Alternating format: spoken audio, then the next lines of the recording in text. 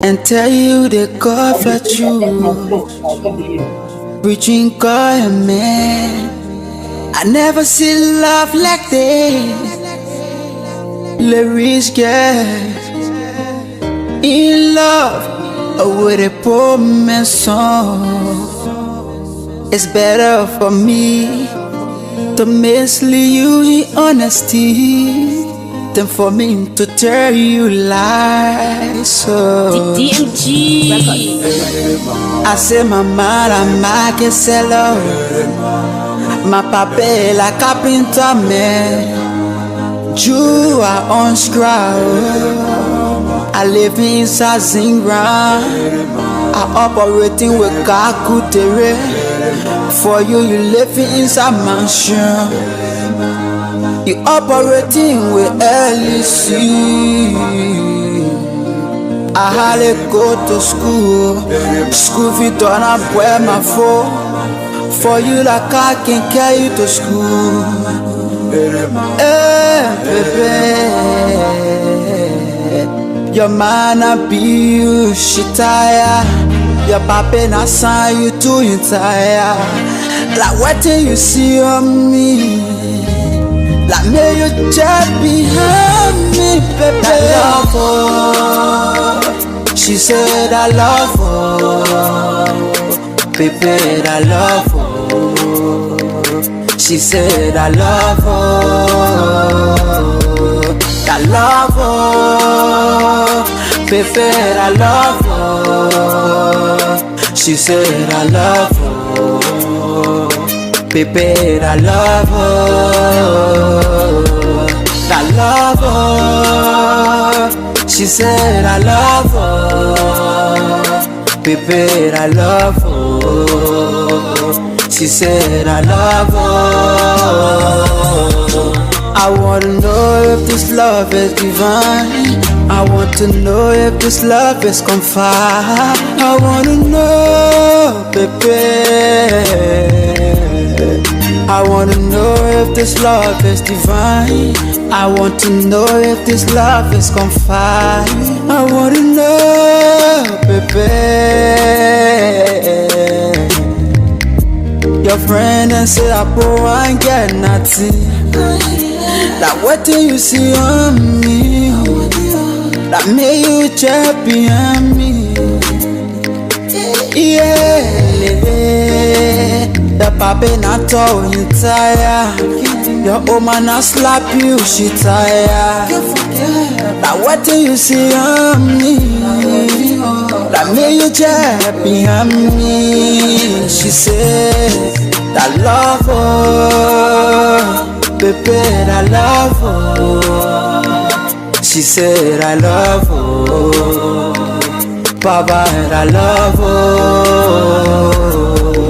I love her. She said I love her. Baby, I love her. She said I love her. Hey mama, hey mama, hey mama, hey mama, hey mama, hey mama, hey mama. Yeah, la, la, la. Hey mama, hey mama, hey mama, hey mama, Let me be hey mama, hey mama, hey mama. yeah, la, la, la. Hey mama, Hey mama, hey mama, hey mama, hey mama, hey DMG, baby. Yes, thank you very much. Welcome back to Groove 106 FM TV. My name is Gibson and I'm here. We continue to pop in and out. We will continue that until we are stabilized. As you know, guys, we have so much on our hands, but we are making more commitment to be here. And our voice is also necessary in this dispensation. And as you know, we are coming out at a time that the politics in Liberia is changing. It's changing every day, changing every day. And we have to be dynamic and change along with politics.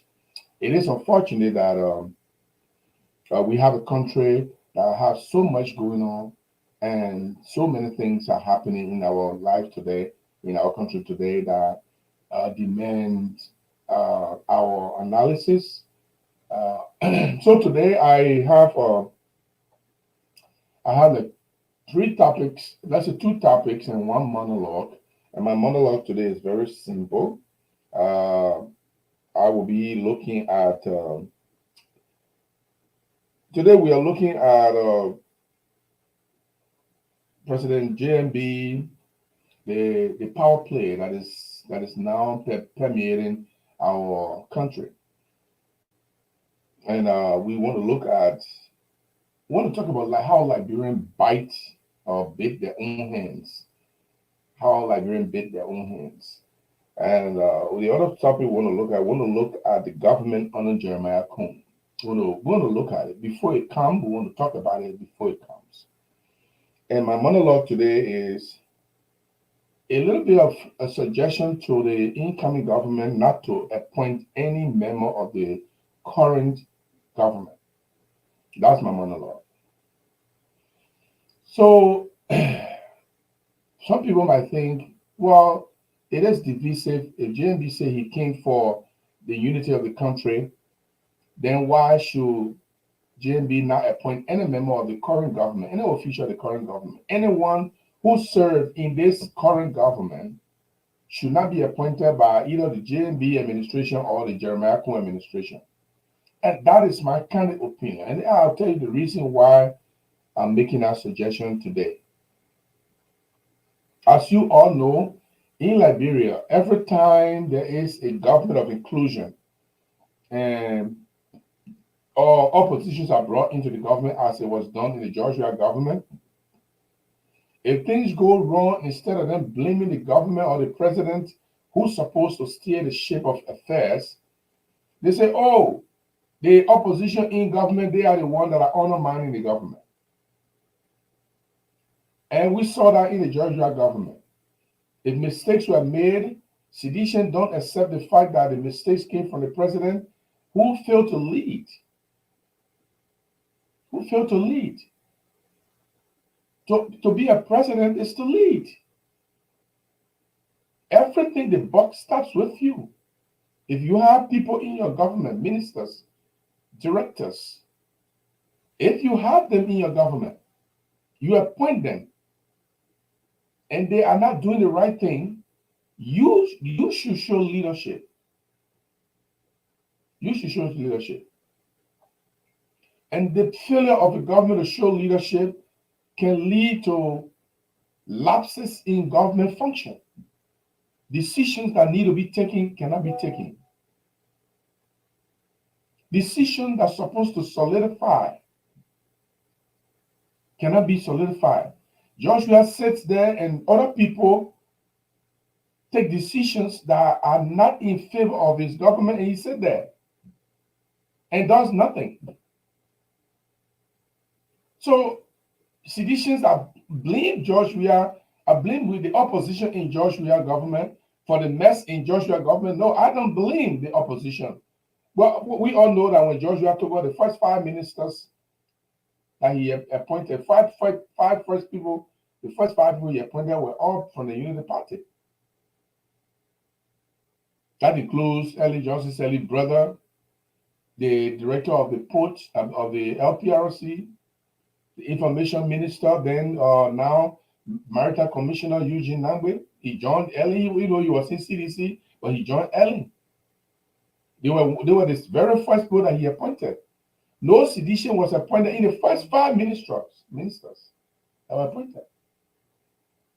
So seditions blame the opposition in Joshua government for the mess in Joshua government. I don't think it is attainable. I don't think it's attainable. Because if I am running a business, if I appoint somebody to work or as supervisor for one of my homes, and the supervisor is making decisions that destroy the very fabric of the business, and I sit here and don't take action, I'm acquiescing that supervisor's action. So no, I disagree with seditionists who say oppositions in Joshua government were the bad ones. I think Joshua should assume leadership. And that brings me to my monologue. I believe that the JMB government, or a JMB, not the JMB, Jeremiah Koung government, do not appoint anybody from the current administration. If you appoint any of those people from the administration, two things are going to happen. One, they will show that the JMB who says he came to clean up, that he's not even serious to clean up. Because for you to clean up, for you to be able to audit people, for you to be able to audit government officials, present government officials who will be audited, you cannot appoint people from the same government that you want to audit. There's a huge possibility that there will be a cover-up. That's number one. Number two, it brings, they say winner takes it all. And I respect that. I'm not going to take that away from JMB. JMB won, he takes it all. That's in politics. That's what it says in politics. Winner takes it all. Even if it's Jeremiah Koung who will take over from JMB, winner takes it all. Let's not dilly-dally about this. But if you appoint people from the George Weah government into your government, the Liberian people will again run a risk of your supporters blaming the opposition in your government for the blunder that you might do or you might be responsible for. This has been a problem in our country. When people go in government, I used to tell people, Ivorians, you know what Ivorians do? Everything in Ivory Coast, and I'm just saying that for those of you who have never traveled to Ivory Coast, everything in Ivory Coast, Ivorians blame other people. They don't blame themselves. If there's a coup d'etat that takes place, they go after foreigners. If there's any riot that takes place, they go after foreigners. So this is what is happening in our country. Our people don't see a government as a holistic function where the president presides as a manager of the government. So when you become president and you appoint Gibson Jeru as somebody, and Gibson Jeru behaves in a way and manner that brings disrepute to your government, that makes the people to feel that your government is not functioning and you don't take action against Gibson. People should not say, oh, it Gibson an opposition that he don't honor man in the government. No, it is the inability of the president to lead. It's a leadership question. I can never see in a situation in my company here that I have supervisors or I send people to the houses to work, and you don't do the work, and I say because you undermine me. Well, if I don't take decision, then it means I undermine myself, and that is what happened to Joshua administration. So sedition were blaming opposition, and of course, it's natural because if Joshua leave all the sedition out and put all the opposition in government, people who did not struggle with the party, people who didn't care about the party, and they are the ones today that are in government, sedition are right to complain. But it does not excuse Joshua from being a leader. So if Jeremiah Koung becomes president, which I think he will be very soon, I mean, the Omega got to die, people. Let's be honest. Let's be honest here. JMB does not have to pass away before he can leave office. The pressure is high. It's too high for him. To be a president is a lot of pressure. So to save the Ome all the headache after his medical appointment here, let Ome go and rest. Resign. Then rest. And take your presidential immunity. Every month they give your presidential immunity. He doesn't have to go before Jeremiah Koung take over. And that's the belief other people might have. People who are close to him. Because they all want jobs. They may not be able to convince Jeremiah Koung to give all of them jobs as JMB would have done. Therefore, They want the old man to stay there by all costs. The old man should be there. But for me, if I were close to the old man today, I would tell the old man, please resign and live a quiet life. You can live in Liberia quietly. You have already done it. You already won. You already president. You can stay in office 6 months, 1 year, and say, my people, I can't make it. I'm an old man now. So let Jeremiah Koung continue. You will still be respected by Liberian people. We don't have to wait until the old men go before we say Jeremiah Koung should take over. That's a bad approach to it. We as a Liberian people, if we have the ability to call, we should be calling and telling, oh man, the pressure is too much.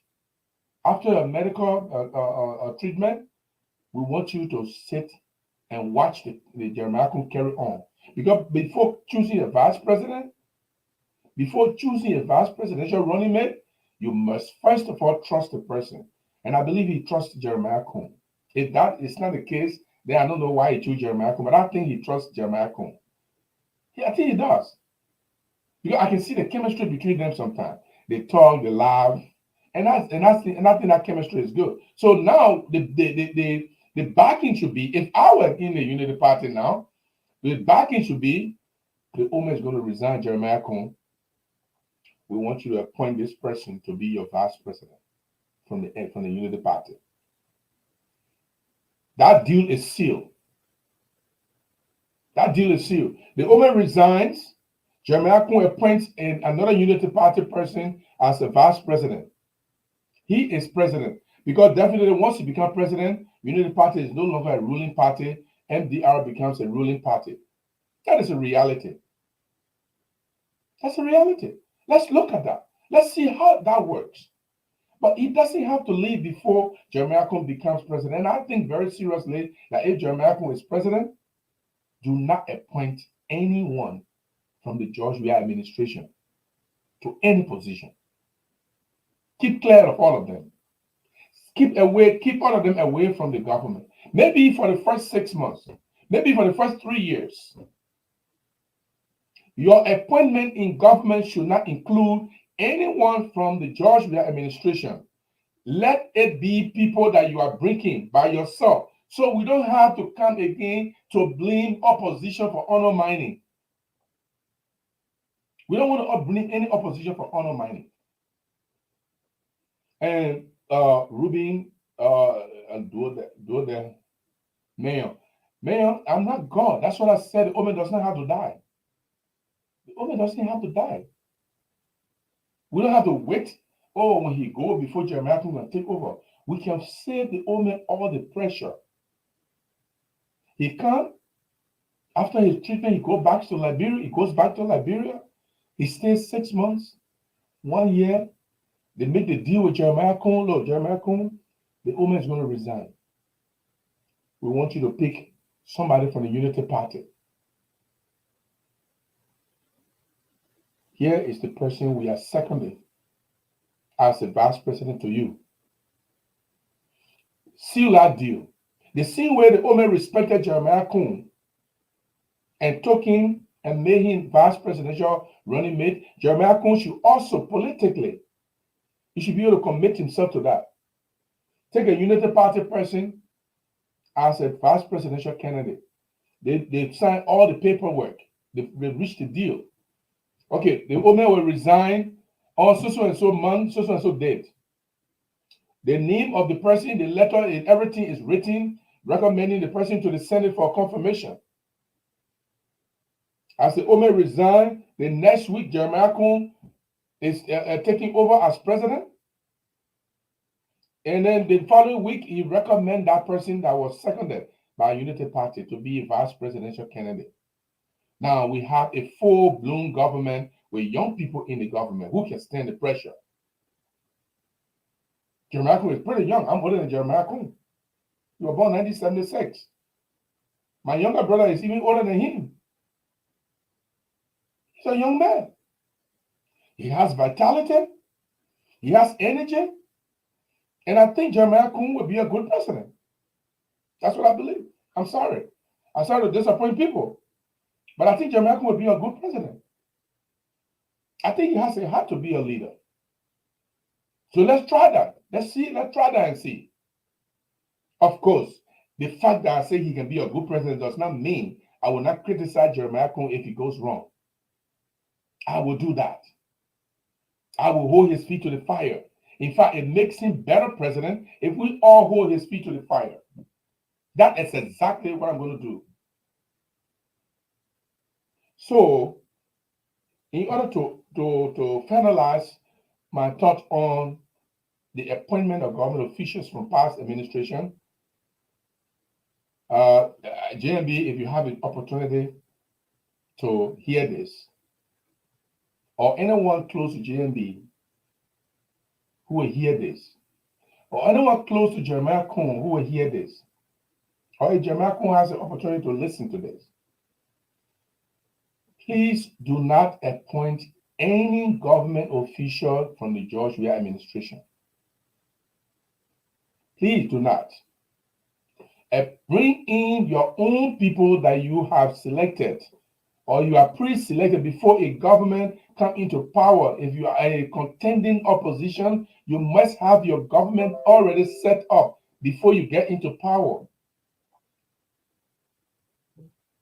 You must have your government set already. You must have names of people who you're supposed to put in places. If you don't already have that, then I'm sorry for you, but you have to have that already.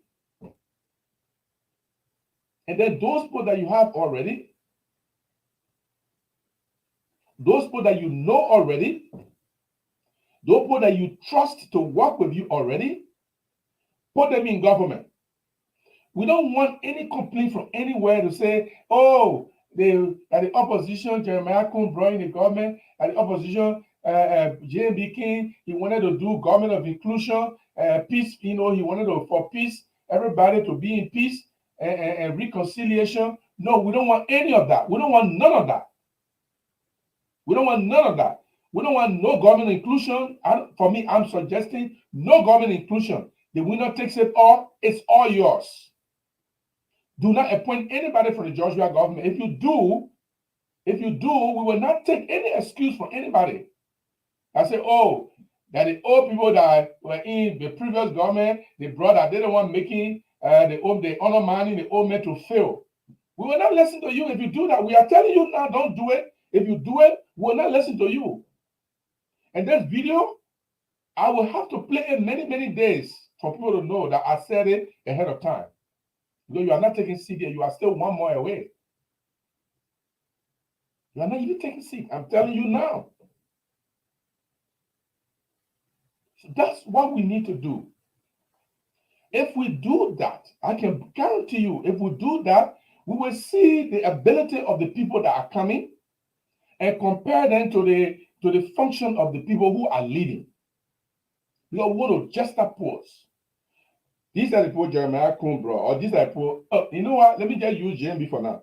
These are the people JMB brought in government. None of them were in the George Weah government. Some of them were in Ellen Johnson government. That's fine. He was vice president Ellen government. He can bring all those that he trusts from Ellen government. He can bring them back. Those problems. Kofi Woods is with him. He can bring Kofi Woods back in government, even though he resigned before Ellen left. There are so many of them that Gafwan was foreign minister. He left before President Salih. He resigned before President Salih was out. There are so many of them that were in Ellen Johnson government. John Malou was Auditor General. He left. His contract was over before Ellen left power. Those people you can bring them. If you trust them, bring them back. If you even have new people, like people who were not in Ellen government that came and joined you and you believe in them, who joined the collaboration, the rescue train. So all those people that are on the rescue train, pick some of them and bring them. But if you pick George Weah government officials, if you pick anybody from the George Weah regime leaving, we will not accept any excuse that says, oh, the people honor manning the president. No, we will not accept that. We will not accept that. You have the chance now to look for your trusted people and put them there and let them work for you and let them make Liberia better. And those bogus promises that y'all made, for me, I'm not going to count on them. Let me be honest here today for anybody. I do not count on those bogus promises. 90 days will make Liberia better in 90 days. JMB were talking about. We're not going to count on that. And I'm going to tell even all my people that believe in me, don't count on that. It's a bogus promise. We know JMB cannot even face Liberia, whatever for Liberia to enjoy in 90 days. How is he going to do that? You think that any time where they only have more than billions of dollars flowing in from the international community, you think that how it's looking? You will have to scrap the ground, my friend. You will have to scrap the ground, my friend. You want to be president now? You are president. You will have to scrap the ground, my friend. You will have to scrap the ground, my friend, before you can get money. Before you get one international aid, you will have to scrap the ground. It's not like any time.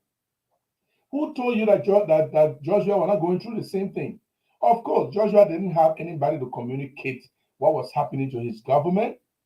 There was nobody to communicate that. He sat down there, didn't put money into the media. He didn't put money into his public relations. That's so good for him. Even the Memo radio and television station, he abandoned them. They are the least institution in Liberia. Don't pay the workers there. Don't improve the system. I guess now you will not be president. You will put all the money inside now so they can be opposition radio station.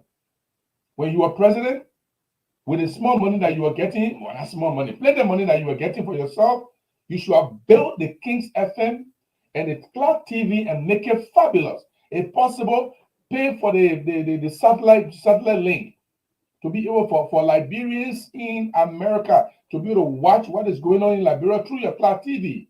No, you're not able to do that. You abandon it. You don't have any public relation. You abandon the media. You don't have any friends in the media.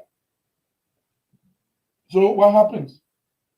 Everything you did, everything that people should have understood you, nobody understands you. Nobody understands you. How you were scrapping the ground to be able to pay civil servants. How you were scrubbing the ground to be able to maintain the structure of governance. How you were scrapping the ground. There was no money coming from anywhere. How all the international NGO left. How the United Nations left. Everybody left and they left you dry. Nobody was communicating that. It was because you didn't put money into the media. You didn't put money into your public relation. I don't know who was even responsible for your public relation. Because one other booker you had a called Eugene Fagon. He was a real, the nicest booker that you ever had there. A square peg in round hole that you had to be the deputy minister for press and public affairs. But what did he do? He was anti-press, anti-public affairs. You move from there and put somebody else there. And what happened? We don't see any engagement with the media. We didn't see any engagement. Listen, I'll tell you people something. You know, sometimes when I sit down, the fact that Taylor was a rebel leader, it feared everybody. Scared the crap out of everybody. The fact that Taylor was scared, was feared by everybody, so nobody thought that Taylor should even step a line in Liberian presidency. Oh, right now he can't even. But Taylor was one person who believed in the media. He believed in information. He believed in publicity. Listen, I used to be in my office as news editor. In my office. The information minister would come and sit with me in my office. Mr. Jerry, we got something here for you to publish. Short release.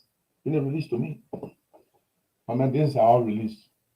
This thing, I know it not to your judgment, it may not be important, but we believe that we have to get the information out.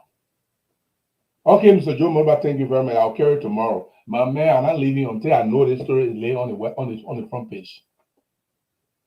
And those people would sit down there, they will embarrass you in a way that you will have to do it. They're not forcing you, but they will embarrass you. And you will put that story on the front page. Man, yeah, okay, I feel it later, you can go before they leave. And if there's time for advertisement, let me tell you what Taylor used to do. Georgia government, well, not giving no media advertisement. Time for advertisement, they will take, when I want newspaper, they will advertise with you for 1 month. That money is help to save your company. Because you provide services, they give you the money for it. It helps your media institution.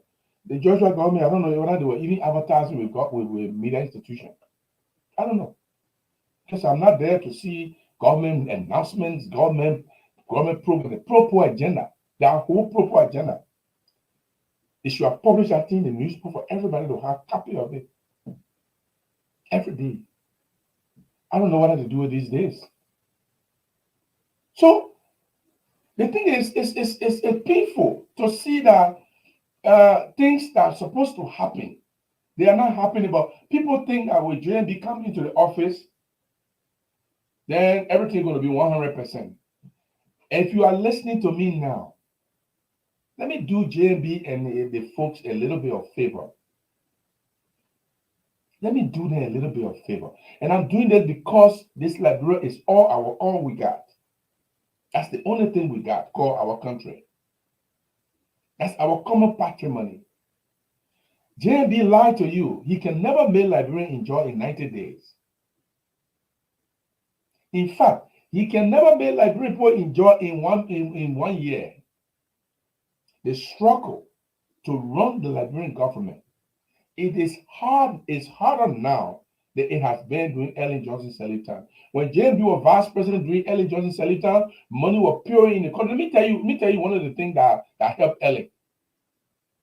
The World Bank was subsidizing that $150 that Ellen was paying Silver 7. The World Bank was paying for that money. It didn't come from the Liberian government coffers. And you all know. And so George Koung, you don't have that kind of money. The World Bank was not paying for Silver 7, and you expected the man to keep the Silver 7 salary at $150 when nobody is paying for it. When Ellen was there, World Bank was paying for it. So it was coming regularly and it was on time. George Koung, World Bank stopped. George had to look for money from every nook and corner to be able to pay Silver 7. And the little he has, if you were paying Silver 7 $150, you imagine what would have happened to his government. He probably would pay Silver 7, nothing else. So when JMB is coming, and all of you sit there and think that JMB is going to make Liberia better in 90 days, you are on your own. If you are listening to me now, you better disabuse your mind that JMB will fix Liberia in 90 days. That speech was a flop. JMB lied. He can never fix Liberia in 90 days. He can never fix Liberia in 90 days. Can he? We will make our country better. We'll make your life better in 90 days. Whose life will be better in 90 days? How many of you life will be better in 90 days? Listen, when he comes, first of all, he got too many excess baggages that coming along with him.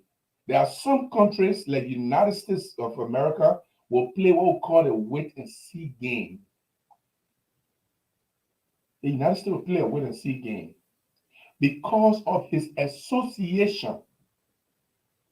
The association is scary to the United States government. Not really scary, but it is concerning. It is concerning to the U.S. government. So what they're going to do is wait and see how much of an influence that his association will have. How much of an influence? And you people, it's time for you to dance. Listen. Let me end my monologue and I will start on something else. Mr. JMB, President-elect JMB, when you become president, or alternatively, Jeremiah Koung, when you become president, leave out all George Weah former officials. In fact, if you like, don't appoint no sedition. Because if I say don't appoint seditions, I will not be fair to the Liberian people because there are some seditions who voted for George Weah, and they are still seditions. I mean, not George Weah. There are some seditions who voted for JMB. but they are still seditions. People made choices in the election based on their own understanding of what the political landscape is. Some people vote for JMB because he owe. The owe man want money again. He owe already. He want no money. You're not steal. Some people say they vote for JMB. Oh, he's still in government, so he understands government. Number three, some people say, oh, he was vice president, so he know how government can run. When he get there, he will do better because the mistake Ellie made, he will correct them. People vote for JMB on different reasons. I would have never, ever encouraged any of my children, any of my brothers, any of my entire generation to cast a single ballot for JMB. If I know anyone from that I know, anyone that I know that you voted for JMB, I'm cutting relationship with you. If my son voted for JMB, I will not give you $5 again for the next 6 years. My daughter the other day, I hear her call JMB name one time. I suspended her straight for I lost her money or I don't know when. And she promised me that she was going to vote for George Weah. And if she tell me one day that she didn't vote for George Weah, she voted for JMB, I will call her off for 6 years. That's how bad. And I'm trying to tell you something. The mistake that we always make is we vote with emotion. We don't vote with analyzing what is going to happen later. We vote with emotion just because we want change. Therefore, we vote any kind of way we want to vote because we want change. That is our problem in Liberia. That is our problem in Liberia. In fact, from now on, anybody I know that voted for JMB, he asked me for anything, I say, Saro, I broke, I don't get money. One picking the other day, the picking, he was in my inbox, with beer. You know what he did? A few days he come bring me, I'm saying $100 because something happened. He's sick, this and that. I brought him back, I say, you already beat me, go to JMB, they ain't give to you. And I give him $5. Fighting flip, nothing. I don't give you nothing. Because those of you who vote with your emotion, you don't think about what will happen later. Is it possible that the greener pasture that I'm waiting for, is it going to happen? No, we don't. So, JMB, when you take your seat, please leave the government official from George Weah out. We don't want nobody coming talking in our ear that the George Weah put and where he put it, God, they don't want honor money. We don't want nothing like that. Leave them out, please. We don't want you to appoint nobody from George Weah government. Because if you do, we will not accept your excuse. And I'm saving it after today. Tomorrow, I will edit the video and set it down and keep it. 2 years from now, let me hear and then the party person saying George Weah government official what the mayor appointed, I didn't want honor man in the government. We'll flash it back in your face because we are telling you now not to do it. And if you do it, you are on your own. Let me move on to the next topic. The next topic was, and that's the sweet one here. And I want you to know this is the sweetest part. This is the sweetest part of the discussion today. For those of you, this is the sweetest part. Let's look at the government under Jeremiah Koung. That's the next topic we're going to be discussing. No, Liberians bite their own fingers. Let's talk about that one first. By electing JMB. How did you bite your own finger? When somebody say you bit your own finger, if you took a decision and they say you bit your own finger, what does it mean? What does that parable mean? It's a parlance. It's a proverb. What does it mean you bit your own finger? When you take a decision and that decision you took boomerang. Oh man, forget about B. English Gibson. Brother Doe, if you come in, let me know so I can bring you on. If you took a decision and that decision boomerang, or that decision kick back, it means you bit your own finger. Let me give you one more example of biting your own finger. Some of you have girlfriends. I bit my own finger before. I had a girlfriend when I was in Morovia, young and inexperienced and foolish. And this girl, I used to like her so much. And she and myself, we went somewhere, we were coming back, and I stood to buy her mechanic. And she kept walking. And I expected her to wait by me there. I've been by the mechanic, and then we go together. And she was walking ahead of me. I got vexed. Instead of me calling her back or for me to follow her, as soon as I bought the paper mechanic, I left. I went home. I know she loved me and she didn't see me. She like, what happened? And she decided she went home. Oh, I went there. I told her, oh, we're done. We're done. You don't respect me. She didn't talk. 1 week later, I went to her house to apologize. I met her new boyfriend. It can help. Don't.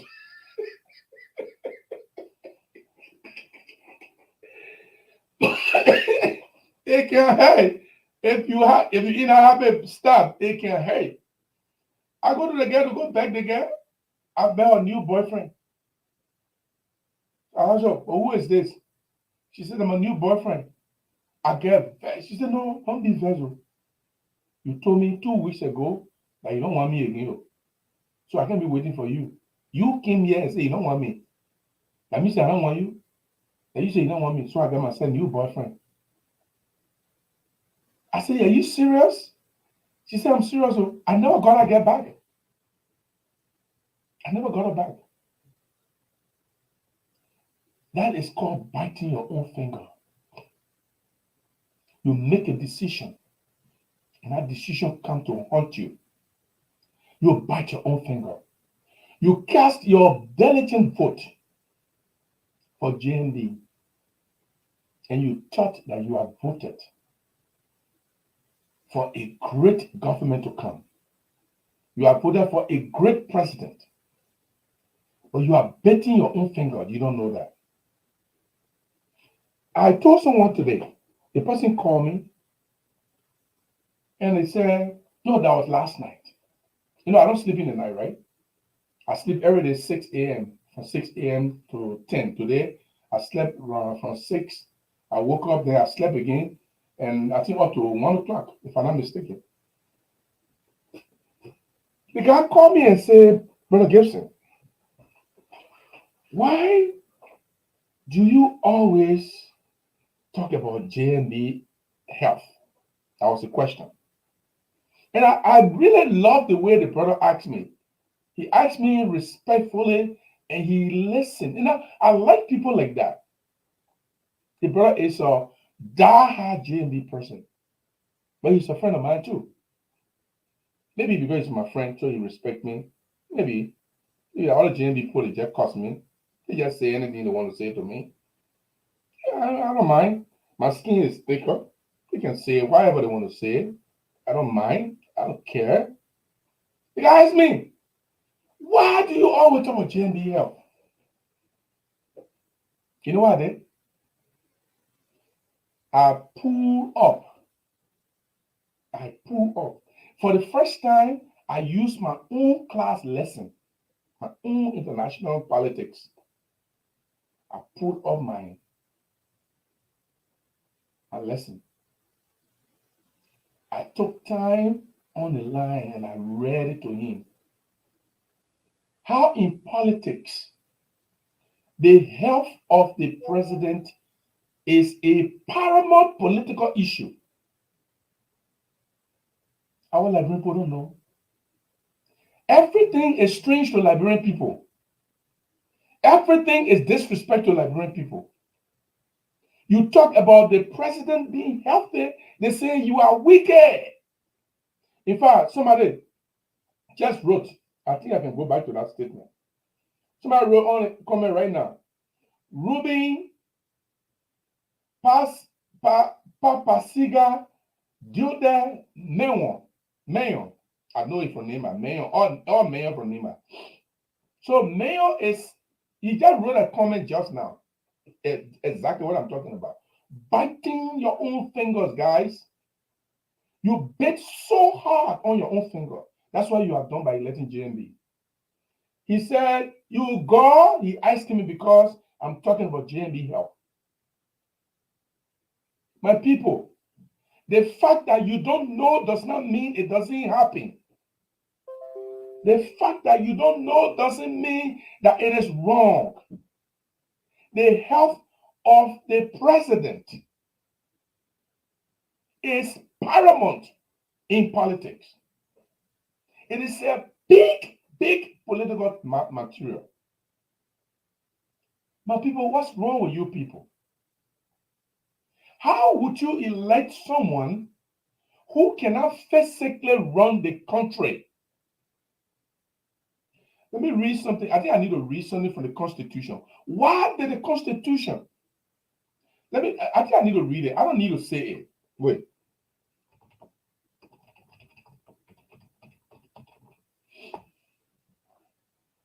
I need to read something from the Constitution. Probably it will help all of us.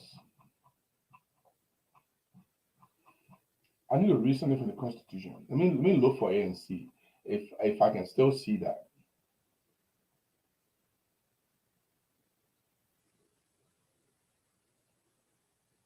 What is in Article 63? I will start with Article 63. I need to pull it up. Let me pull it up. I will put it up so everybody can have a chance to see it on the screen. You know, some people, when our Liberian people, once they don't know,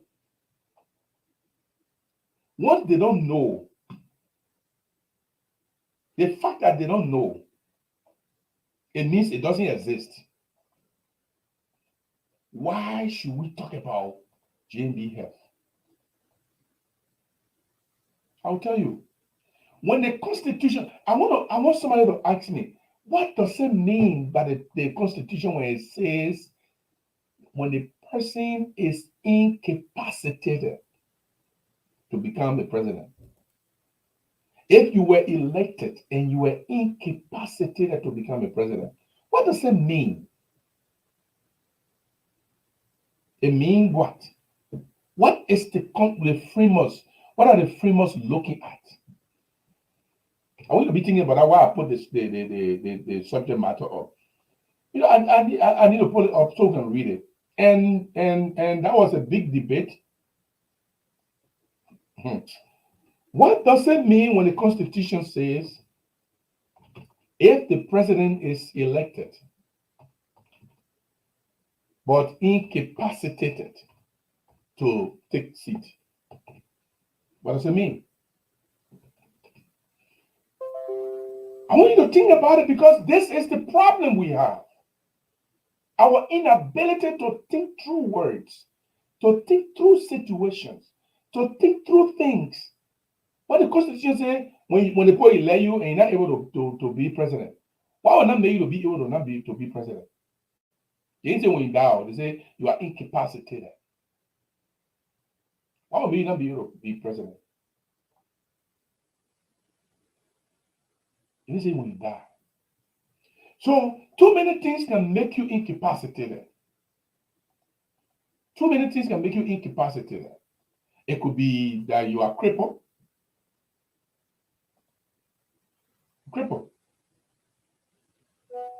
Okay?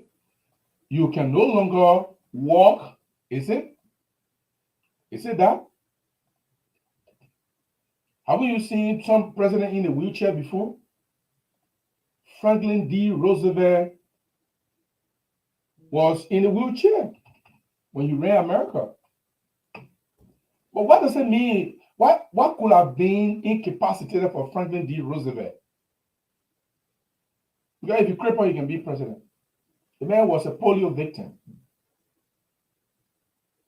He was crippled. He was in a wheelchair. But how many times? He led more than any, he led, I think, 2-3 terms. Why did he lead more terms than any American president when he was crippled? So it could not be crippled. It could not be that you were crippled. What else is on your mind? What could incapacitate you? God didn't say death. When it didn't say when you die, they say when you are incapacitated. You are not able to do your job. How? When you're blind? Is it? Or is it that when you are sick, when your health condition is not good enough for you to be president of the country? Is that what it means? I want you to think through that. I want you to think through that. What does it mean by the Constitution that you are incapacitated? Now, if you can think through that, when we tell you about the health of a president, then you will think, but the Constitution even acknowledge that. It who want anybody death? Who want to wish anybody death? You think I want to wish anybody death? No. But politically, when somebody's health is not good, you cannot make them president because the rigors of governance,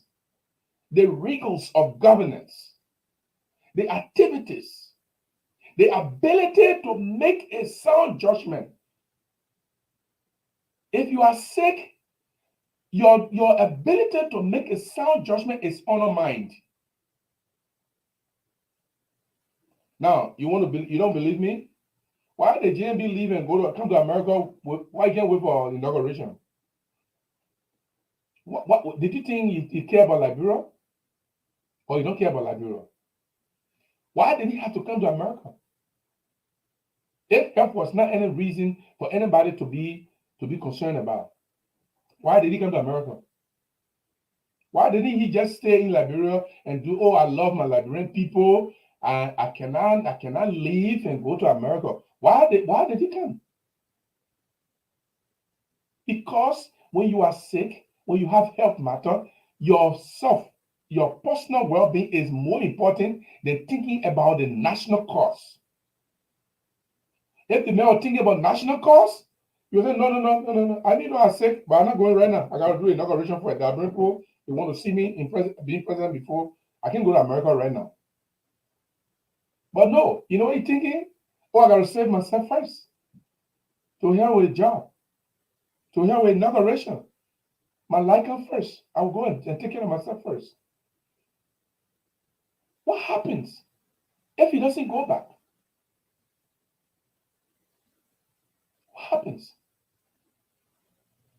So when people lack understanding, when their thinking is limited, everything you say to them is an insult. Look, when you know the problem Liberians have, look, even it's in the daily life of Liberia. It's not just politics, because we don't even know politics in Liberia. We hate people. We threaten people just because they disagree with us politically. Somebody, my wife was telling me, say one other guy said she was listening to one other guy that he was going to go to my office in Fargo to put slap in my ear. And I know he can't do it because everybody in North Dakota know I get guns. They know. You come to my office, you put slap in my ear, you're not getting hostile. Everybody know. All Liberians know I got guns. I don't know about one, I got guns. And I have the license to carry that. You know? So let me just show you something. You see this? This is my gun license for 40 states in America. I can carry a gun in 40 states in America. If you fool yourself, everywhere I go, I carry my gun. If you fool yourself because you disagree with me politically, and you come to say you attack me, I'll see you. Thank you very much for attacking me. I don't hate people because they disagree with me. People cuss me, they cuss my wife, they cuss my, in fact, they bring up my son who was killed. It don't move me. But I'm going to ask you a simple question. What does the Constitution mean that if an individual is incapacitated? Why did the Constitution recognize incapacitation? Oh, you cannot take your seat because you're not able to run the government. Simple English, I'm putting that one there. Because you say if you can't run our government because you don't have the ability to do it, you are sick. That's what it means. How many of you recognize that constitutional language? I will put it up so you can read it yourself. And I'm answering two questions with one here.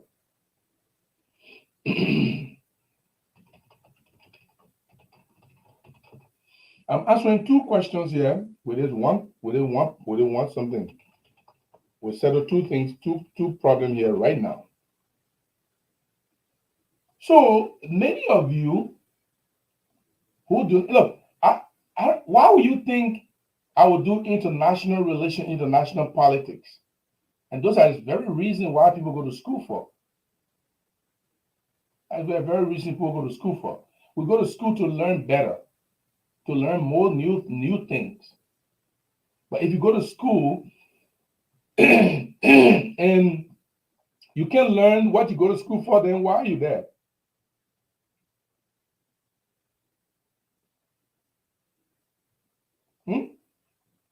Why are you there if you can't learn new things?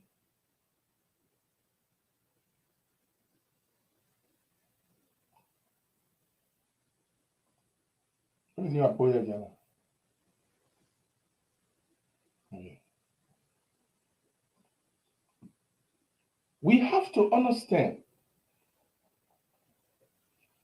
that the decision you took to elect Joseph BOAKAI, you didn't elect Joseph BOAKAI.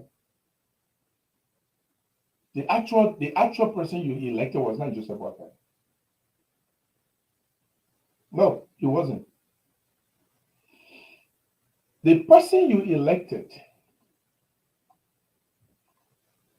let me see if I can just show this from my,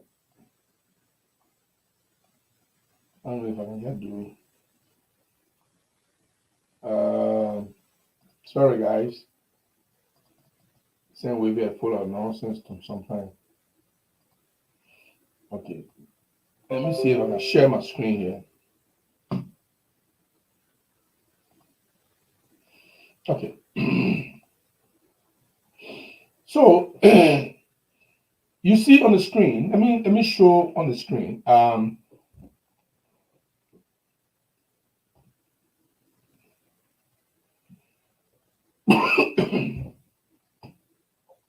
On the screen is Article 63 of the Constitution, of the Liberian Constitution. And in this article,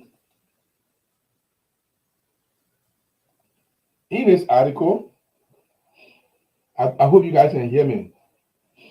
It reads thus. It says, Article 63, Section 1. Whenever a person elected to the office of president dies or is otherwise incapacitated. So the Constitution already separated the two things. The Constitution recognized death as an ultimate result of the end to life. But then the Constitution also recognized something else, not just death. It said if you die, but you're not die, but you're not able to run the office, or incapacitated before being inaugurated into office, the vice president-elect shall succeed to the office of president, and this accession shall commence a term. So in other words, just to make it very quickly for you, before I come back to biting your own finger, so anything that happened to Joseph BOAKAI, they will still have inauguration. Jeremiah Koung will take over. So there's no question about it. from the beginning, I thought myself there was a constitutional crisis that was going to be developing. But no, there was no constitutional crisis. There is a constitutional provision that allows for an individual who is a president and was elected president, but the president was incapacitated to continue the office of the president. Obviously, the vice president can be inaugurated and the vice president can begin the term of that election period. So the thing is very easy for us to understand. So we solved that problem.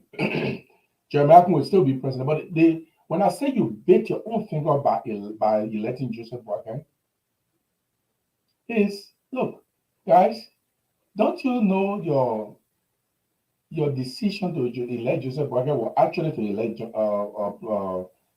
Jeremiah Koung, and your decision to elect Jeremiah Koung, don't you think you are bringing Prince Johnson closer to Jeremiah Koung? And you think bringing Prince Johnson closer to Jeremiah Koung, you think our traditional allies, the United States government, will be happy? You don't think the American government will strangulate this government? You don't know? You don't think so? Now, when we talk about the long-range effect of your decision, that's what we're talking about. Even with JB as president and Jeremiah Koung as vice president, the U.S. government will still look and see what JB is going to do. Isn't that the same U.S. government that made Prince Johnson to resign from the Security, Military and Security Committee, National Security Committee on the Senate? Isn't that the same U.S. government that slammed Mr. Johnson, Senator Johnson, with the Magnitsky Act? So if he's so close, if JB will not be president and Jeremiah Koung is ultimate president, do you imagine the proximity of Jeremiah Koung or Prince Johnson to the power of the country, to authority? Don't you see that the U.S. government will look with the third eye and wonder what Jeremiah Koung will ever do? Can Jeremiah Koung divorce himself from Prince Johnson? Can you actually really say, I'm going to get my way away from Prince Johnson? If he can't, what does that do for our country? Are we going to have the international community waiting again for another 6 years? Wait and see. Don't you know you bit your fingers so hard? You know, the problem in our election, we have two options, and I've called them the two evils. First of all, we decided Joshua was the lesser of the two evils, and that's what we're looking at.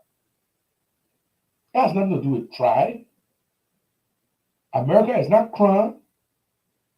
America slammed Prince Johnson with Magnitsky was not crime. They are not crime people. Before you say, oh, that they've got a tribalism. What tribalism got to do with Prince Johnson? What does it have to do with Prince Johnson? The American people were not crime people, but they slammed the man with Magnitsky Act. All American people are crime people now. They are tribalism they honor because they're not like the Guyo people, so they go against Prince Johnson. Is that it? Is that what you're going to say? When it comes to Prince Johnson, when it comes to any of the warlords, we got warlords in Grand Jeddah too. We got warlords in Grand Jeddah. So if a Nima man genuinely criticized, now I'll take my time to say that one. I'll take my time to say that one because it's very sweet. It's very sweet. If a Guyo man genuinely criticizes George Bulley, for example, are we going to say the man hated crime people? If the Guyo man genuinely criticizes Tomo Yaya, are we going to say that the men are tribalists? Is it not true what the person said? Are we going to say, oh, you Guyo man, that's why the way you say, even though it's true, but you Guyo man, you hate the crime people. Is that what you're going to say? This is the folly of the mind of the people that are very narrow and crazy. Very narrow-minded people. So everything you say, you criticize Prince Johnson, oh, you hate, you are troubleless. You criticize Jeremiah Koung, oh, you troubleless. Oh, when Jeremiah Koung was talking about people selling human beings or children from Nima for $5 to a point that didn't exist at that time, was Jeremiah Koung troubleless? Oh, no. Nima will not call it as troubleless. No Nima people will see it as a tribalism, as a in fact, ethnocentrism, not even tribalism, ethnocentrism.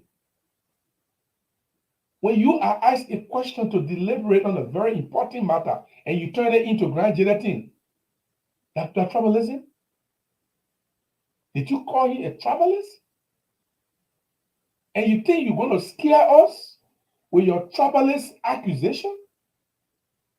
No, we will not. We will not. We will critique them. We will see what they do. We will tell it as we see it, and we will not go beyond lying on them. That is wrong. Lying about them. Jeremiah Koung did not do something and then you lie that he did it. That will not come from people like us. Prince Johnson do something and then you lied about it. That will not come from people like us. What will come from me will be something that they do, will be something that I see ahead of some of you, will be their comments, their actions, their disposition. I will discuss them. I'm not going to be afraid of you. When I go to Moravia, anytime I go to Nima. I spend my time in Ganta. And I'm going, if I go again, I'll go there again. Let the poor bring them up and say, oh, guess what? In Nima, they view a monopole, they put together to go and attack Gibson. That's their business. But we will discuss those issues. And in fact, why is it that when we talk about Prince Johnson excesses, when we talk about Prince Johnson actions, was Fred Blair a crime man when Prince Johnson killed him? Was Fred Blair a crime man? He was not a crime man. Why did Prince Johnson kill him? Why did he kill Larry Button? Why? His brother George Button was my reporter. He just died recently. George Button was my reporter, senior reporter. Today, he was waiting for the day to testify against Prince Johnson. Now he didn't live to see the time. Maybe it will not even happen. Was Larry Button a crime man? Did Prince Johnson only kill crime people? If I have any crime people, he kills them. Maybe not many. Maybe yes, many. Was Fred Blair a crime man? Was Larry Button a crime man? Was Tecumseh Rao a crime man?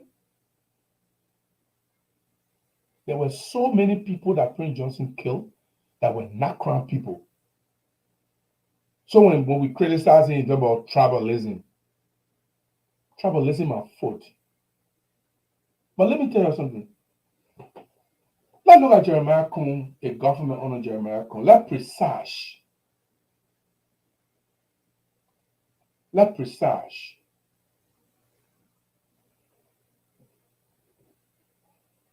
No. Javani warrior say if you get gun, keep a secret. No. He in North Dakota, we don't keep gun secret. No, we don't. The right for anybody to own gun in North Dakota, you don't even have to have a license. But for us, we have license because we travel to other states. Okay? It's not secret for me. But here is what I want to say. When we talk about government under Jeremiah Koung, we only touch it small today. This is something we'll be looking at. For me personally, I'm worried about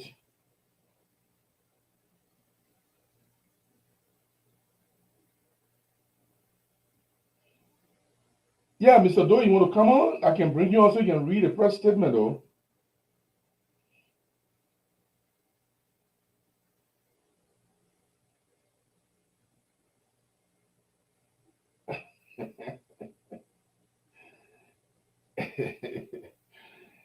I didn't see any press statement. So if you have that press statement, Mr. Doe, you can send it to my inbox. I'll be glad to read it, to be honest with you. I'll be glad to read it because, first of all, yes, you are right that if the president is traveling to America for any reason, he's no longer a private citizen. He's no longer a private citizen. Every trip he makes, there's a need for a press statement or press release. The president will be traveling to so and so place for so and so reason. He should. They should do that. They should do that. So I agree with you. If you have that press statement, send it my way, and I will definitely read it. But I didn't see any press statement.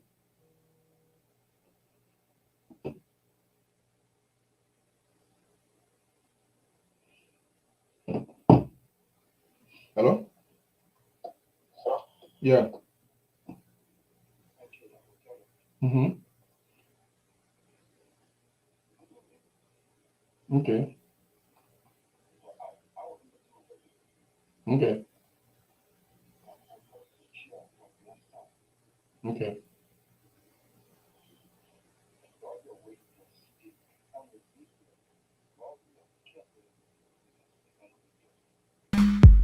Okay.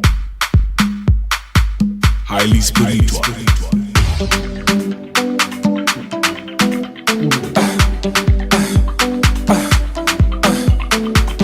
Mansa, Mansa, yeah, Mansa, Mansa, Mansa, Mansa, mi go muagodi nasa. Nasa nije wa minim dameba. Zawdo wa minim dameba o. Nako imedi dia. Mansa mi naisi kwa suwa mi bae. Zakrona duzu akosha unika Yepezi yeni Yepenu mediri Yemza Yemzo Yuna muna yenza Uni muze nije nabae Eko fewe busu ya fonyi nabra Eni obi ya shakone biya Zame umida fubiya mawasi egumi. Okay, so we'll come back. And Mr. Doe, thank you very much. I think let me see if I can send the link to Mr. Doe. I think he has some time, and then he can come on, and we can discuss because I'm about to go into the discussion part. So look, guys, I just started, and look, we're still trying to get our balance. We're still trying to get our balance. We left this show for a long time. Other people came, took over the show business. Since 2021, I haven't been on here again.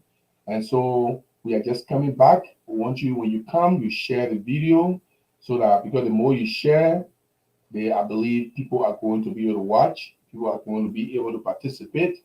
And so I encourage you to do that. It's going to help us, we're going to help us to discuss. But here is what I wanted to say about Jeremiah, the government under Jeremiah Koung. I feel sorry for the Unity Party. I feel really, really sorry for the Unity Party. Because what they were thinking is not what's going to happen. What they were thinking is not what's going to happen.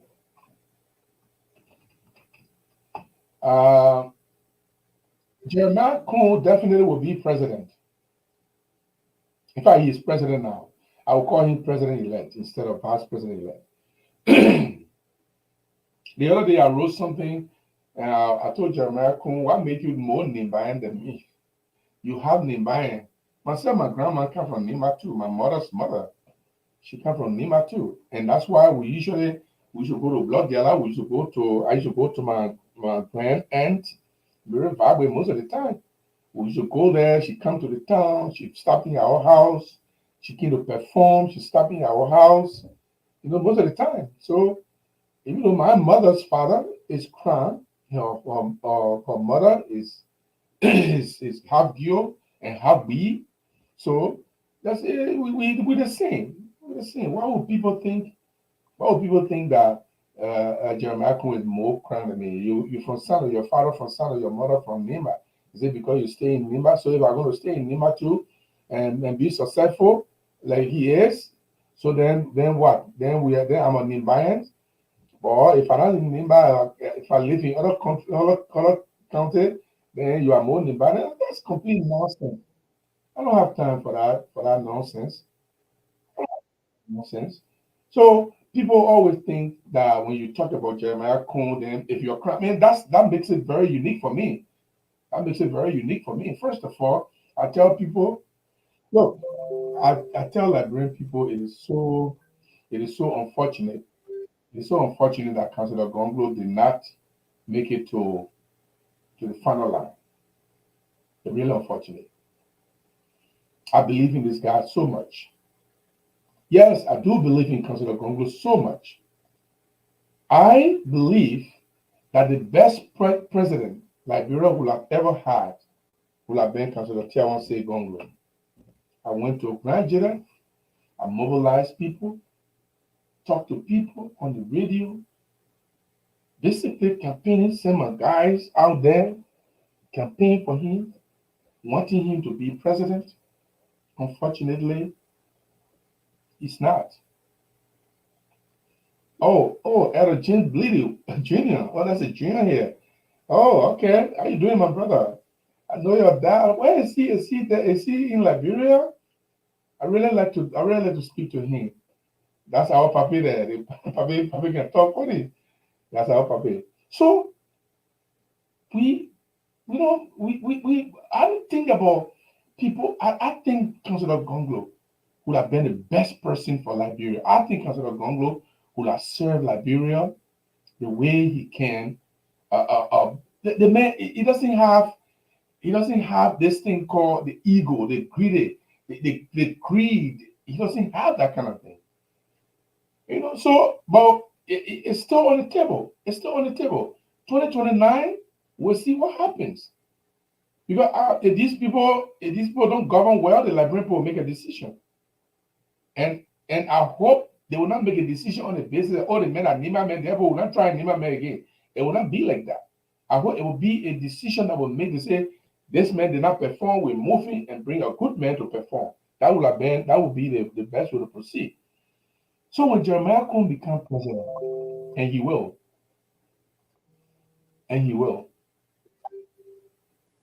what will happen to the United Party?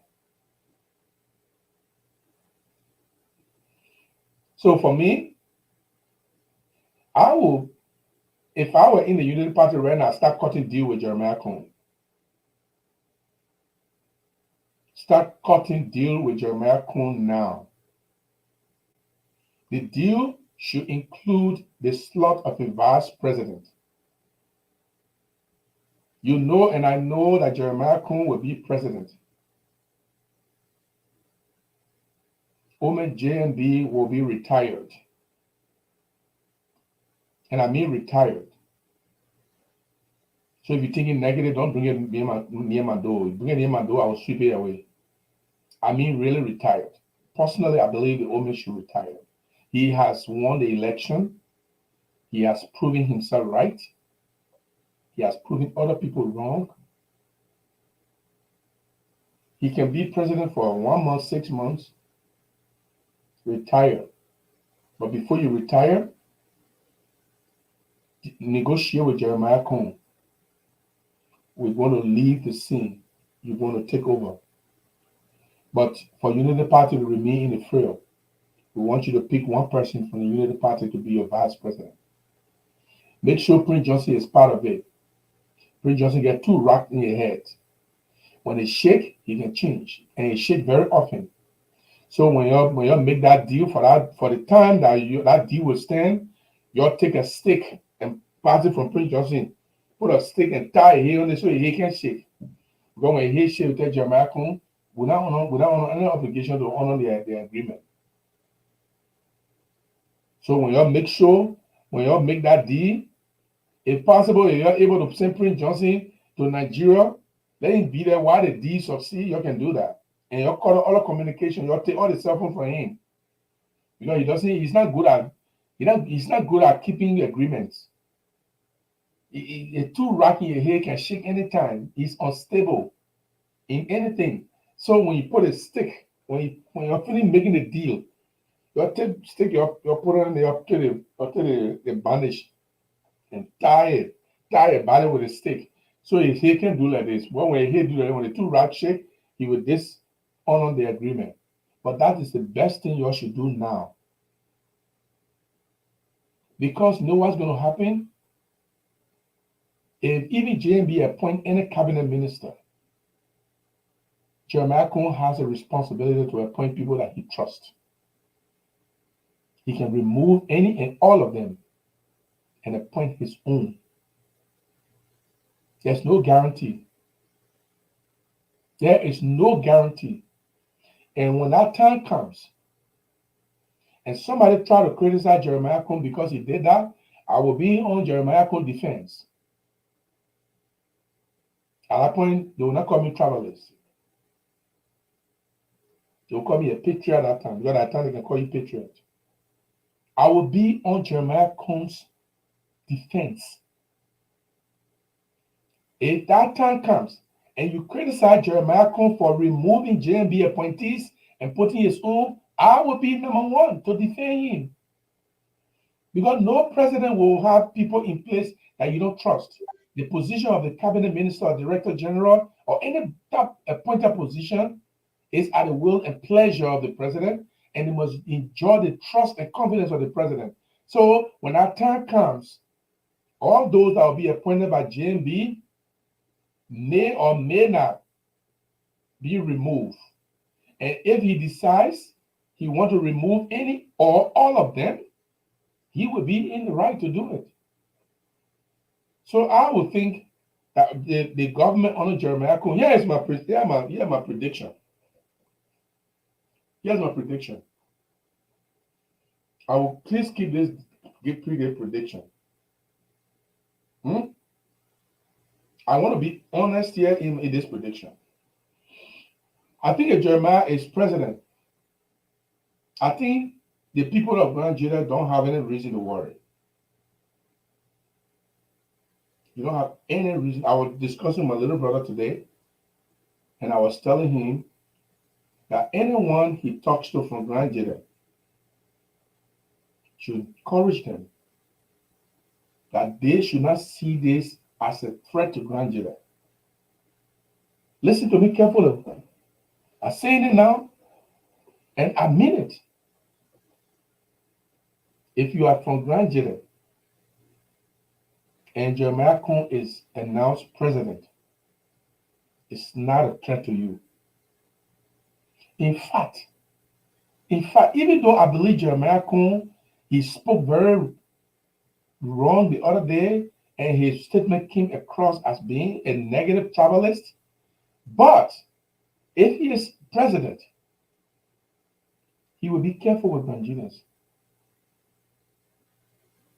He's not going to go after them. Maybe you come after me because I'll criticize him. Maybe you come after me, but not every Nigerian. Because I will continue to be a journalist. I'll continue to expose the weaknesses of his government. And he will see it as an affront to him. And if he's coming after me, he's coming after me both as a crown man and as a journalist, mainly as a journalist.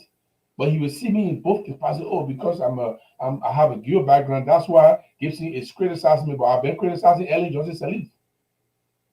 I've been criticizing George. How you call it? Charles Taylor. I've been criticizing George Weah. So by criticizing you doesn't make me different. Doesn't mean because I'm crown. No. Listen. If Jeremiah Koung is president, a government under Jeremiah Koung, that's what we're discussing. I really decided to come on here today. And every day I come on, I will hammer this home. If you are from Grand Jeddah, treat Jeremiah Koung government as if it is not a threat to you. Do nothing negative. If it is the way you behave during the Joshua government and giving Joshua the benefit of the doubt that he didn't perform to you, the same way gave Jeremiah Koung the benefit of the doubt. Don't see Jeremiah Koung government as an impending danger to you. I think Jeremiah Koung is going to be careful when he's dealing with issues of Grand Jury. Because you know what? It serves him a good purpose and a blessing to do that. Because going after Grandidians is not a good thing for him to do. I don't think he wants to get into that. If you want to go after people, it'll be people like us who are journalists who will be criticizing him. I don't think Jeremiah Koung is going to round up Grandidians and jail them. And so don't bend your tail with Grandidians. You never did before, you're never going to do.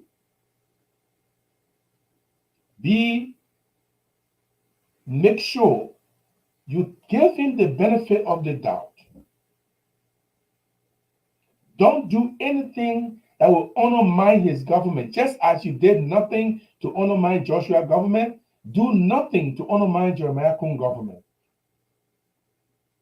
If it's something come from him, let the Liberian people see it. You see, the Crown never did nothing that Jeremiah Koung did it.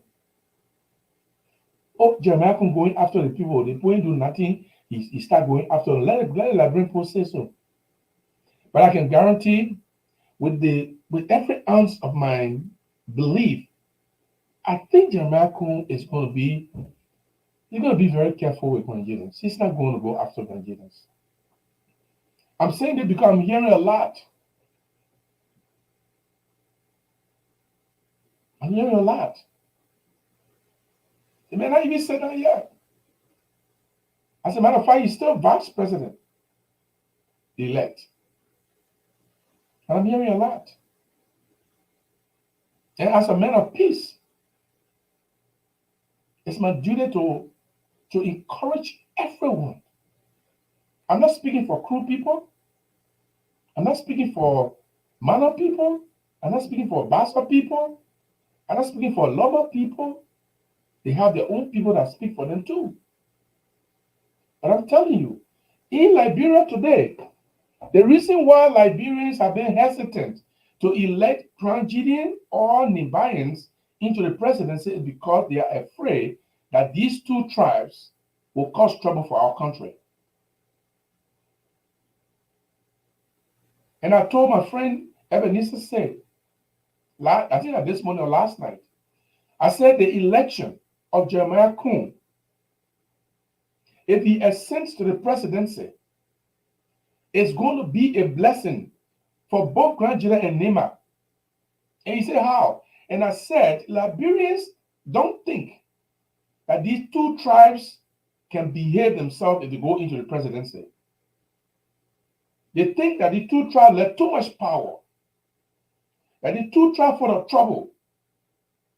Whether they are right or wrong, if Jeremiah Koung goes into that position and govern well and behave like a president, like a national leader, and calculate his actions in the interest of peace and reconciliation, the Liberian people will erase from their mind that neither Grandidians or Liberians should be president. And maybe I can contest now. After Jeremiah Koung, I can put my ring there and say, well, maybe the Liberian people will elect me because Jeremiah Koung already opened the door. He showed that Grandidians and Liberians are not just troublemakers. We are decent people. Yes, in the past, maybe one person misbehaved, two people misbehave, but that doesn't mean that all the Grandidians are troublemakers or all the Liberians are troublemakers. And that is the good thing that is going to come out of Jeremiah Koung leadership. It is a good thing for Grandidians. As I speak, in fact, I will be going live in Grandidia very soon. This message, I will preach this message for the next 6 years. It is a good thing for Grandidians. maybe it will even be beneficial to Nigerians. Trust me on this. Maybe it will be beneficial to Nigerians. That Jeremiah Koung is president. It is fearful to many Nigerians. At this point, is Jeremiah Koung, Guillaume with Prince Joseph behind. You know, our people when they're talking. You know what I'm talking? Those who understand crowd. And you know exactly I'm speaking in your language. No, let me tell you something. No tribe in Liberia, no individual in Liberia will again target another group of tribes. The time for that has passed. Liberians will be the one to come after you if you are targeting another tribe. Because the war that we fought, it taught a lot of people lesson. At least it did. I thought it did. So we, somebody said, let me put it to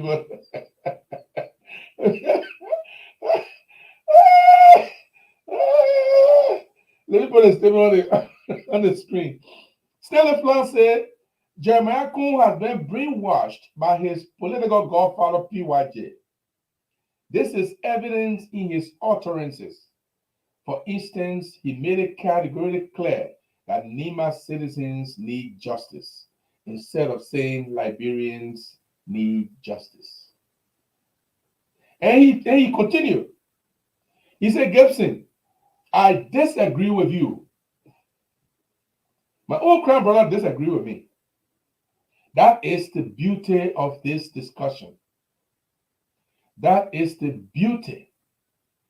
You know, and in Grand Nigeria, the problem with Grand Nigeria, the good thing with Nigerians, we are diversified to some extent.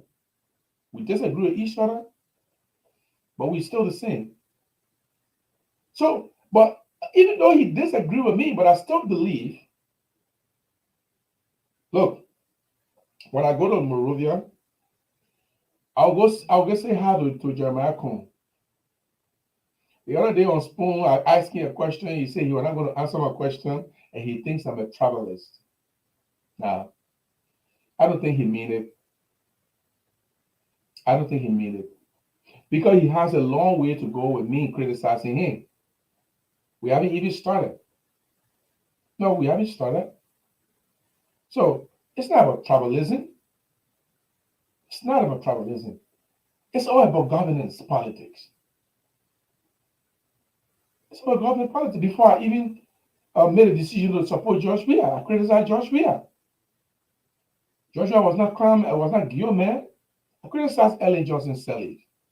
Ellen Johnson Sirleaf was not Guillaume. I criticized Charles Taylor. Fearlessly too. Charles Taylor was not Guillaume. So we criticize people not because they are Gio or Kran or Mano or Pele or Lofa. Lofa not Kran. Lofa is not tribe. Or Loma or Kissy.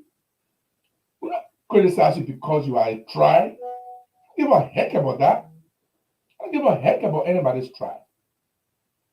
I cared about your governance ideology. Your governance ideology. Some of you who are behind Jeremiah Koung, some of you who are behind JMB, just like some of those who are behind George Weah, you are the worst individuals to come close to these people. You are ethnocentrist, you are wicked, you are evil, and you are the one that are going to plunge them into mess. Don't look at me. Don't look at me.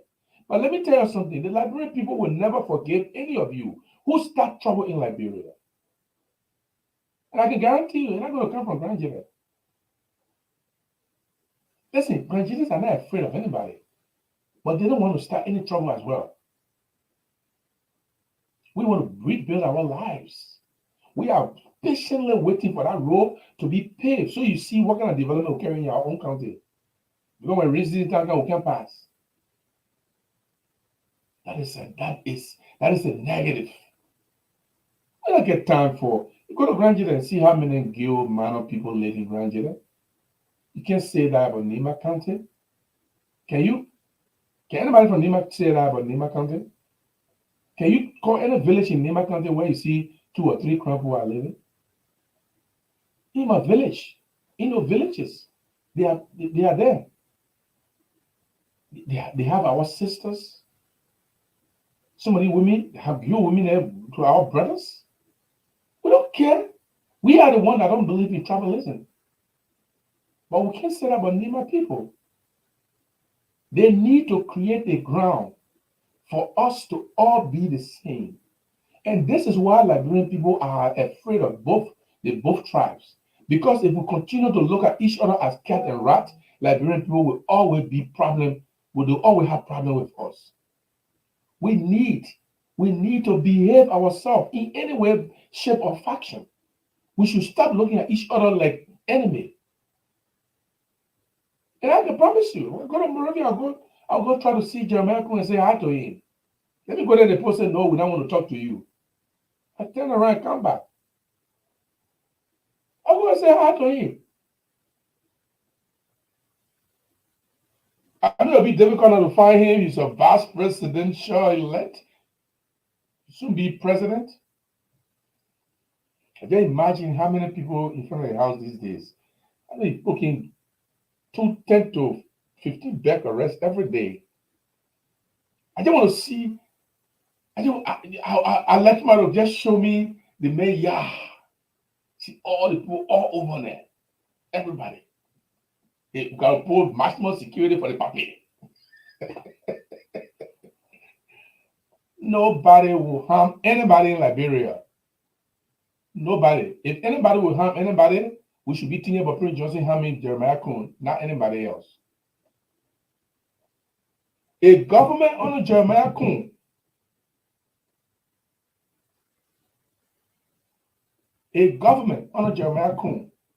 must never repeat the mistakes of the past.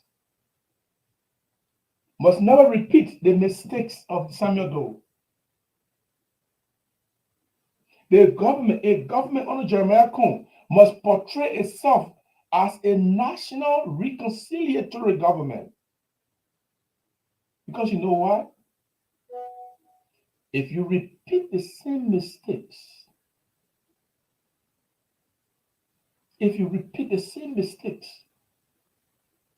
it's costly.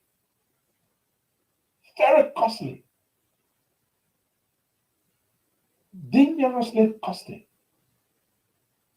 No Liberian want that thing anymore. Especially you not married may you become president, you want other married president. Let me read some of your comments.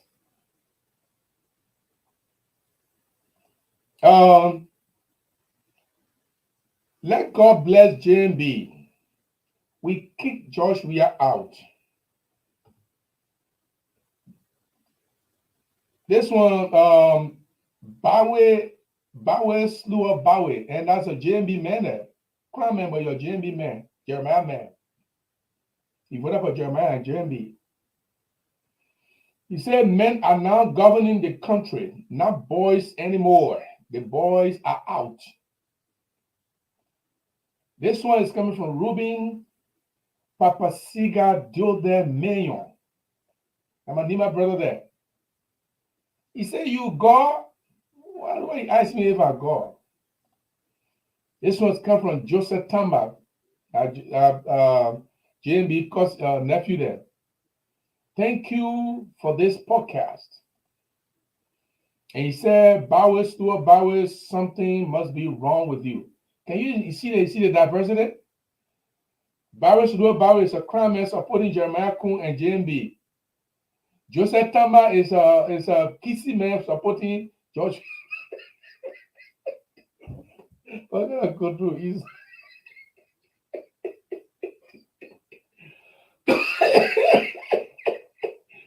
what gonna go through is my people.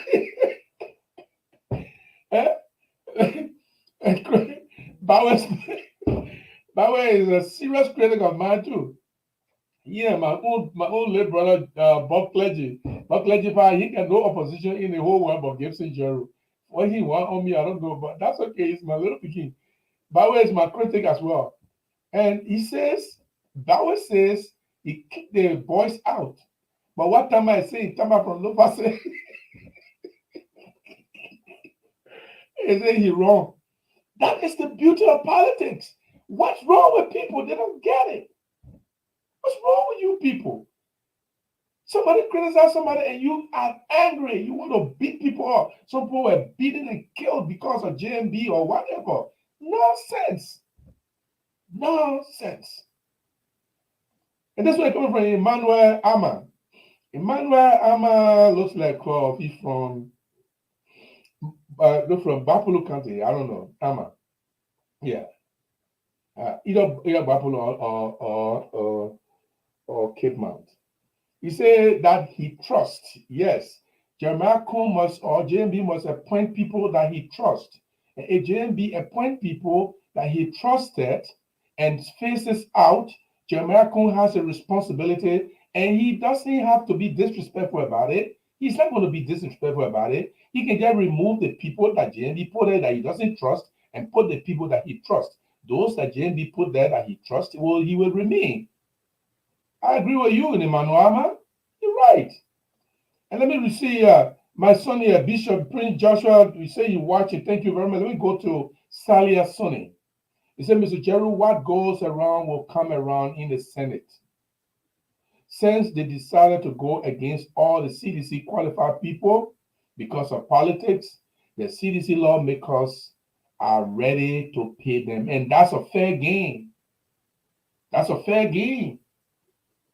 That's a beautiful game. They don't organize some senators to deny all Georgia appointee. Oh, CDC got, I think, 10 or so senators or 15, whatever it is. I don't know the number. They can also organize themselves and go against all JMB appointees or programs. And then that's politics. And that's what happens. My man Christian Twazaman is, in fact, this guy is my buddy. These are the people that go with me to Nima. He's a Nima man. This is a man that take care of everything about me. He take care of my houses. He take care of my business. He take care of everything. He's my driver. He's my security. There are 3 of them, 4 of them rather. 3 Mano and Gil guys and 1 Manigo man. They are the one with me. And I trust these boys. So when I get to Monrovia, we're going to Ganta to have a fine time. We're going there to go to Ganta. We'll enjoy ourselves. And we'll come back. Go ahead and come back. Christian Twazama. It's my buddy. Trusted man. So I in Monrovia, everywhere I go. I don't even go with clown people. I don't travel with clown people. And some crazy, slippery head will tell me, say, I'm a travelist. Let me go down here. Joshua says international community and investors didn't trust George Weah government because he had a lot of hungry guys in his administration that only think about their self and not the citizens. That's where the whole problem came from. My son writing. My son is discussing the issue with me.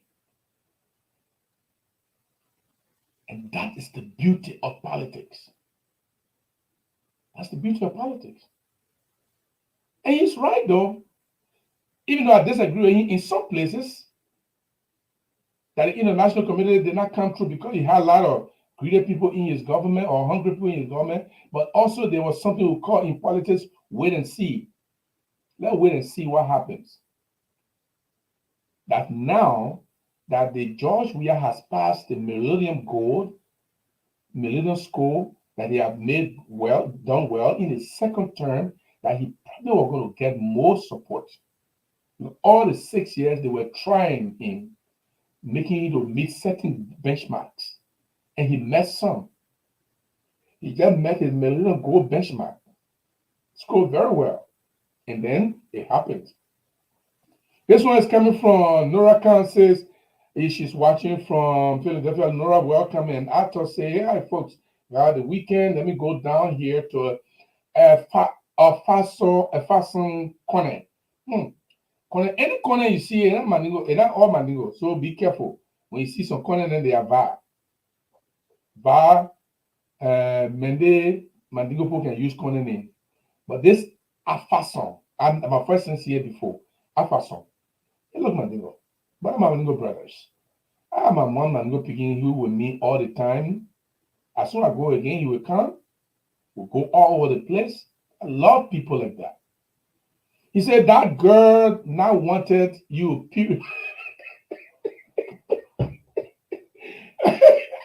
My man, Alfonso, I am warning you right now. We are more from my problem I have. Okay, let me go down here to Franco Glan. Franco Glan said, "Good evening, watching live from Bunduburaka. Hey, Bunduyama, Bunduyama." And this one is coming from Casey Collins. He's just laughing out loud. I don't know what made him laugh, but I said some funny things here too. Some crazy things. Javani Woya say, if you get a gun, keep it secret. And this one is coming from Arthur Doyle. Say, I wanted to read a press statement from the UP stating the reason for the president-elect travel to the US of A. If there isn't any statement, the president-elect has failed the first test. Lead by example. I agree with you 100%. I agree with you. It's a leadership issue. In fact, it's not just a leadership issue, it's a downplaying of the media. You're leaving for a major problem. Say it to the people. The president is going to attend a medical treatment or medical checkup in the US and will be away for this amount of time. There's nothing wrong with that. Nothing wrong with that. That's being honest. That's full disclosure. And after I agree with you on that one. Let me go down more and read some. Elder James C. Bleedy Jr. says, monitoring from Hartford, Connecticut, USA. I hope I get it. CT. If I miss it, not Connecticut, you must forgive me. Connecticut. The people know how to call out that state near. Those who live there. Connecticut. Hey, let me go. He said, VP elect. I don't know what is that. His father is Kit Pro man from Pro man. So now the relatives and friends and family and relations of Jeremiah Koung are recognizing him now. He said his father is a Kit Pro man from Sano County. His father and my mother are first cousin. This man who is talking, I know him very well. I know him very well. Yes, Jeremiah JKK has now stepped to his daddy home. He was born in Nima by a Manon lady. They live in California for nearly California for nearly Yekepa and later in and moved to Lamco or Lamsi area. I think Lamco, 7 a.m. riding with no glasses. Oh, okay, Pape, I understand. You myself in that same problem. Again, JKK is far from being a crown man. So yes. Let me go down here to my man Flan. I already read my standard Flan message and say, what made JKK to be a crown man? He's not a crown man. He's not. He's not. JKK is not a crown man.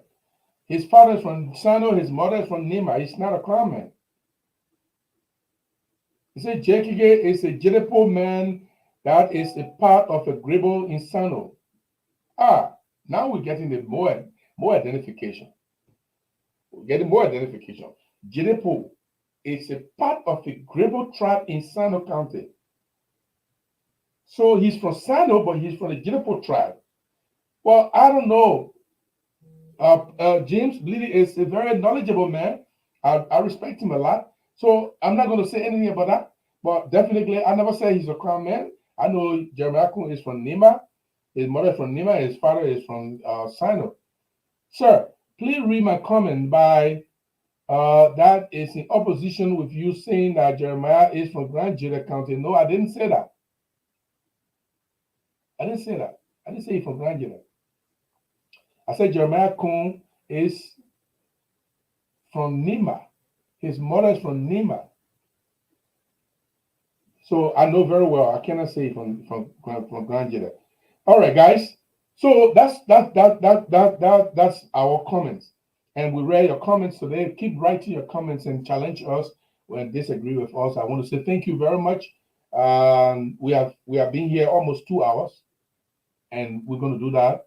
We're going to say goodbye to you, and tomorrow we're going to be back here. I want to say, listen to me. Every time I come here, I will say exactly what's on my mind. I will tell it as is. I'm not going to chew my tongue just because somebody's going to threaten me, because somebody's going to hate what I say, or somebody's going to brand me tribalist. I didn't tell Jeremiah going to go in the race. And because he go in the race, because his mind is from Nema, therefore I should not criticize him. Then I'm a tribalist. So hell with that. I don't give a heck about that. I shouldn't criticize Prince Johnson. Why shouldn't I? So if any Nema man criticize any Nigerian, then the person is a tribalist. They are genuine criticism. Okay, so Costa is a tribalist too. They don't tell Costa is a tribalist when he criticizes Prince Johnson. They don't tell Darrell DeLoy is a tribalist when he criticizes Prince Johnson. But they tell Gibson you're a tribalist when he criticizes Prince Johnson. Is it not stupidity? Complete stupidity. All the people that criticize Prince Johnson, they don't call them tribalists because they are from different tribes. Oh, Darrell DeLoy, you are a tribalist for criticizing Prince Johnson. Oh, Costa, you are a tribalist for criticizing Prince Johnson. They don't say that. But when Gibson Jerry say Prince Johnson is dead, they say you are a tribalist. That's why you criticize the man. Complete nonsense. People who have limited understanding of issues, they don't want to think the way they think. Then I go call Darrell DeLoy tribalist. So when Jeremiah Koung said Joseph BOAKAI brain was going downhill, was Jeremiah Koung being tribalist? Or when George Weah criticized Prince Johnson and said the people he killed, that their spirit bothering him, did they call George Weah a tribalist? Some foolish people just will just call people tribalist because they feel like they can use that to intimidate you. Can't use it to intimidate me. I can't be intimidated by that. Complete nonsense. Just because I come so I can criticize Prince Johnson, I will do it. You want to criticize me too? Some of you Nimapo, you criticize me too. I'm gonna say you're a tribalist. Some of you Nimapo, you're criticizing me. You even cost me. I'm gonna call you a tribalist. Or if you agree that you're a tribalist for cussing me or criticizing me, then I will agree with you too. We will never waver. We will never waver. We will continue to hold our governments on fire or feet to the fire. We'll continue to say the right thing. We'll continue to speak out because that betters our governance system. That improves our governance system. When the government realizes that there's nobody to criticize them, they feel that they feel conceited and they feel like they are doing the right thing when they are doing the wrong thing. And so we're going to start so early and we're going to continue until the 6 years is over for another election. Whether you like it or not, we will do it. We will not be afraid of you. We will not be afraid of anybody. We will continue to speak out. And please, when you come, please share our video. You know, our broadcast time is between two different big platforms. Spoon TV is on right now. Spoon Talk is on right now. Closing Argument is on. And then we have the Focus on Liberia is on. So I will not blame myself if I don't have a lot of you here listening. So, but more will share. Other people will watch it later. And that's what I thought my video on Friday. I saw that more people watch it after the show. And that's okay with me. I'm fine with that. If I have one or two people here and I can speak to you and you listen to me, I'm good with that. I'm good with that. I better talk to one person than to talk to a bunch of crazy people who will not listen. You know, if two people can come here and listen and learn, and we learn from each other, it's far better for me. So yes, I'm happy that you guys are here. And let me read the last two comments. This one is coming from McAfee Clark Review. That's Google people. They say Google people. Yes, that's my very great friend there. And I believe it said Camp 4 in Nima, not California. Okay, thank you very much. JKK was working at the 9th, but was a good watch and radio repairer. The guy seems to know JKK for a the man was a radio and watch repairer. Okay, but the JKK, he has talent, you know. So guys, thank you very much, and let me leave this song with you, and I will say good night. We'll see you here tomorrow. I want to put something on real quick.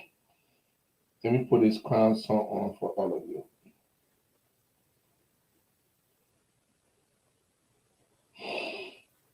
All right. Why the video is so long? With one of Liberian all-star DJs, DJ Chris. No, I'm not going to do that one.